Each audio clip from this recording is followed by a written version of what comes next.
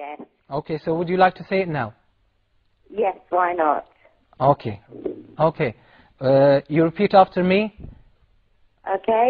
Okay. أشهد يشهد أن لا لا إله إله إلا إلا الله الله وأشهد أشهد أن إن محمدا محمدا رسول رسول الله.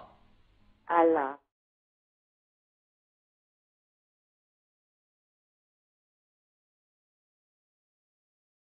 A lot of friends, and I remember thinking to myself, gosh, how am I going to explain this, right, that I'm going to start a new journey, a new chapter in life. And what I began to realise was that they were very accepting of what decisions I made. I think it's because you look different, because obviously you're wearing hijab and people notice that, so you get so much stick for it.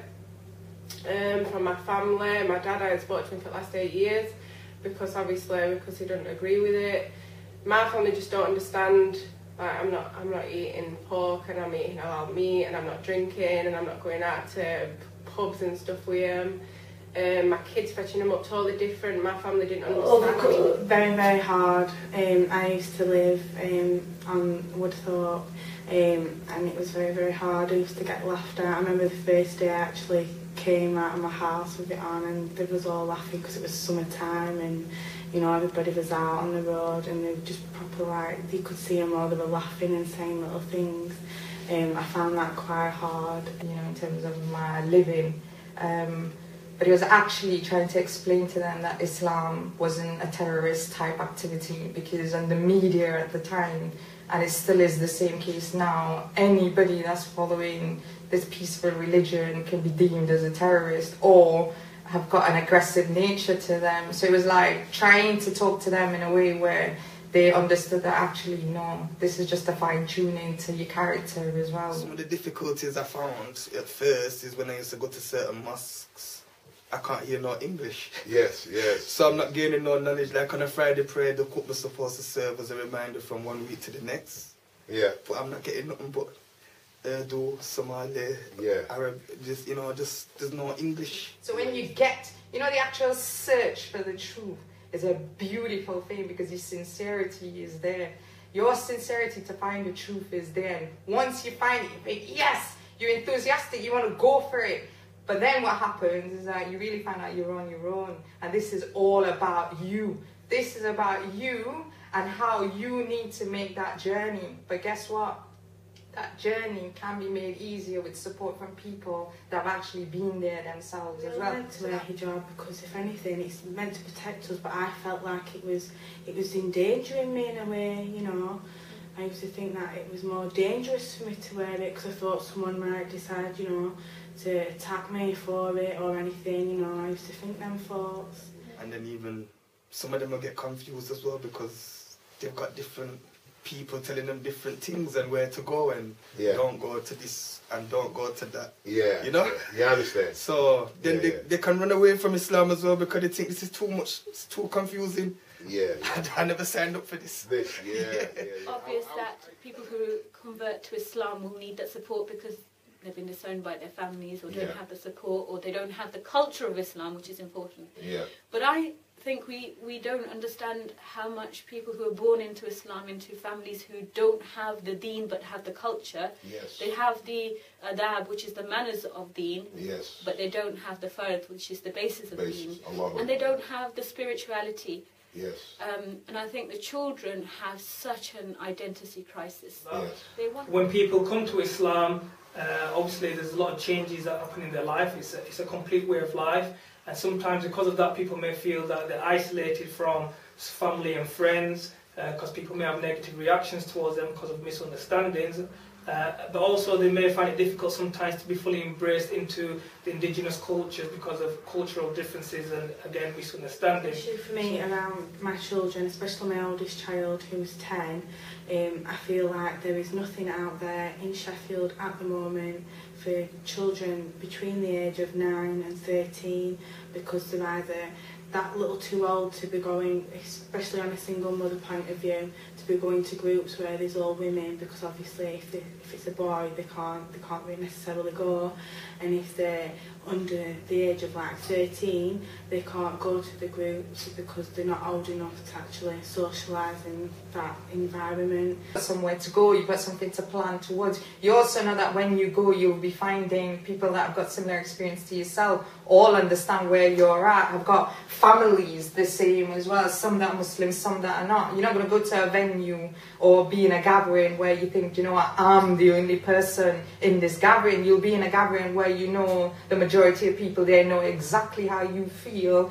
and are all there for the original intention of the gathering, which is to make everybody feel included. So what the Sheffield Heritage Foundation are planning to do is great, alhamdulillah, because there's nothing more beautiful, right, than making somebody feel welcome who has already felt isolated, whether you're Muslim or non-Muslim. And I know the Sheffield Heritage Foundation are trying to do that.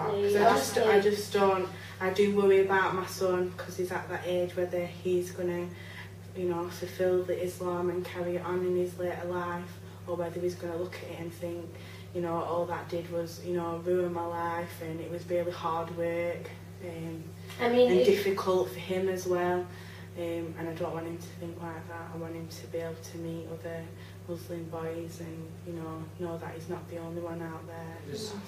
It came over sort of some lovely people who'd got a belief, but were very sort of moderate and very keen that other people should see that the Muslim religion is nothing to fear, and this is how the religion celebrates.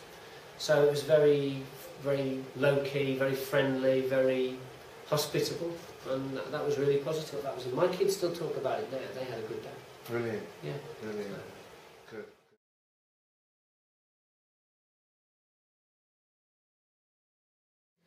Well, when it came to Eid, alhamdulillah, you know, I'd already known people who were Muslims before I became a Muslim as well, and they all invited me to their houses.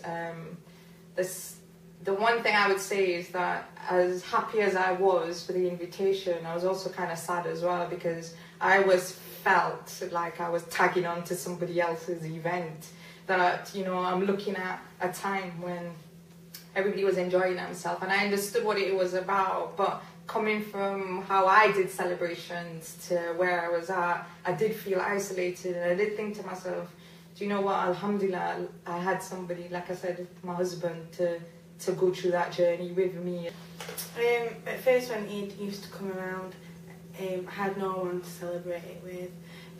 I wasn't, you know, in touch with my in-laws then. It wasn't like I could go there for Eid, so I had really nowhere to go.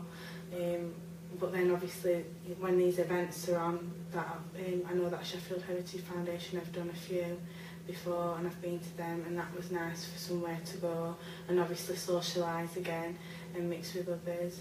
I mean, for me, to tell the truth, if you're trying to bring a centre together to help the people in this community, we don't say we want a centre just for converts or for reverts. We want a centre for everybody, for Pakistanis, for the Arabs, for the Somalis, for everybody.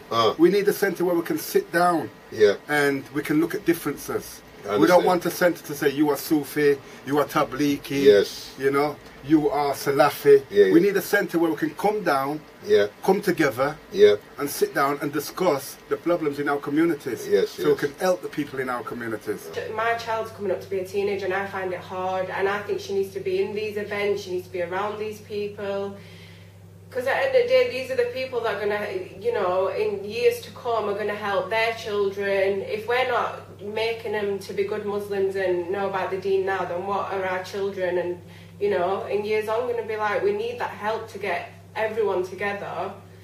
Because everyone's slipping, and it's because we've got no time. We need to get help.